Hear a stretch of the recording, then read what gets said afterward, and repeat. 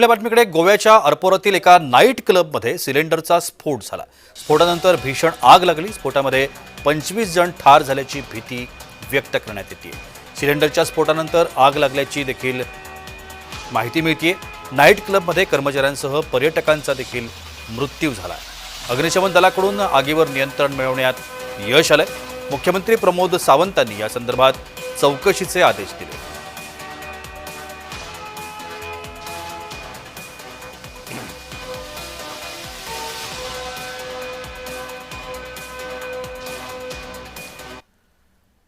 दरम्यान आमचे प्रतिनिधी रोहन कदम आत्ता गोव्यामध्ये आहेत आणि ते थेट गोव्यातून आपल्याला या संपूर्ण घटनेची माहिती देत आहेत।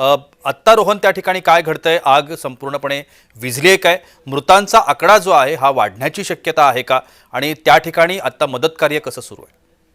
अगदी बरोबर आहे। खरं तर आपण आता सध्या घटनास्थळावरती आहोत, ज्या ठिकाणी गोव्यामध्ये हा सगळा प्रसंग घडलेला आहे, घटना घडलेली आहे। त्या ठिकाणी आपण पाहतोय की पोलिसांचा मोठा बंदोबस्त जो आहे तो या सगळ्या बर्ज जे की रोमिओ लेनच्या परिसरामध्ये आहे। अगदी सगळ्या महाराष्ट्रालाच नाही तर अख्ख्या देशाला आकर्षण करणारं हे पर्यटन स्थळ आहे आणि अगदी बागा बीचच्या जवळ असणारं हे रोमिओ लेन आहे आणि रोमिओ लेनच्या अगदी जवळ असणारं हे बर्च नावाचं जे आहे ते हॉटेल होतं किंवा पब होतं आणि त्या पब मध्ये हा सगळी घटना घडलेली आहे।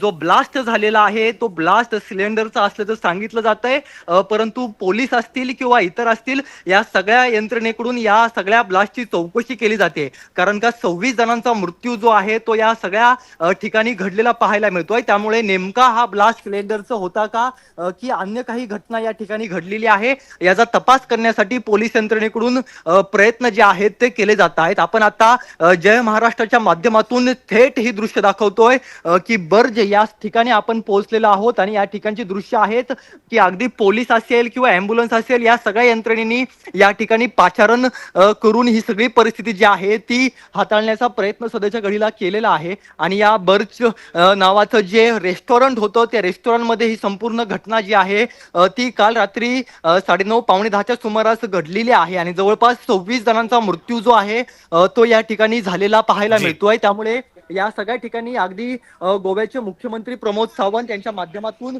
काही वेळापूर्वी या सगळ्या घटनास्थळाची जी आहे ती पाहणी केलेली पाहायला मिळते आणि या पाहणीच्या माध्यमातून नेमका हा स्फोट जो आहे तो कशाच्या आधारे घडलेला आहे, खरंच हा गॅस सिलेंडरचा स्फोट आहे का किंवा अन्य जी काही खबरदारी घ्यावी लागते ती संपूर्ण खबरदारी सगळ्या यंत्रणेकडून सध्याच्या घडीला घेतली पाहायला मिळते।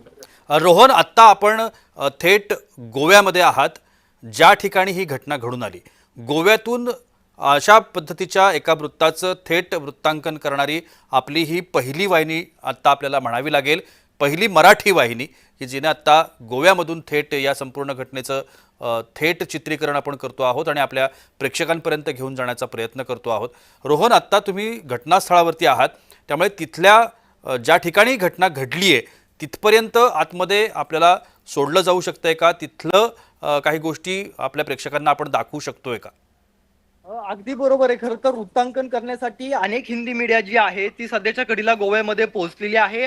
फक्त जय महाराष्ट्र वृत्तवाहिनी जी आहे ती महाराष्ट्रातून या ठिकाणी पोहोचलेली पाहायला मिळते। अगदी सकाळपासून आपण पाहतोय की मोठ्या प्रमाणामध्ये पोलिसांचा बंदोबस्त जो आहे तो या संपूर्ण ठिकाणी असलेला आपला पाहायला मिळतोय। कारण का ज्या पद्धतीने हा सगळा स्फोट झालेला आहे, कारण का मोठ्या प्रमाणामध्ये परदेशी नागरिक असतील किंवा देशभरातील नागरिक असतील ती या गोव्यामध्ये येत असते, परंतु अशा पद्धतीने हा सगळा स्फोट झाला आणि जवळपास 26 जणांचा मृत्यू झाल्यानंतर अगदी देशभरातील माध्यम जे आहेत ते या ठिकाणी आलेले आहेत। केवळ जय महाराष्ट्र वृत्तवाहिनी जी आहे ती आपण पाहतोय की मराठी वाहिनी या ठिकाणी पोहोचली आहे। मोठ्या प्रमाणामध्ये पोलिसांकडून जो आहे तो या सगळ्या ठिकाणी बंदोबस्त केला जातोय। आतमध्ये कदाचित यंत्रणेकडून जो आहे तो तपास केला जात असेल।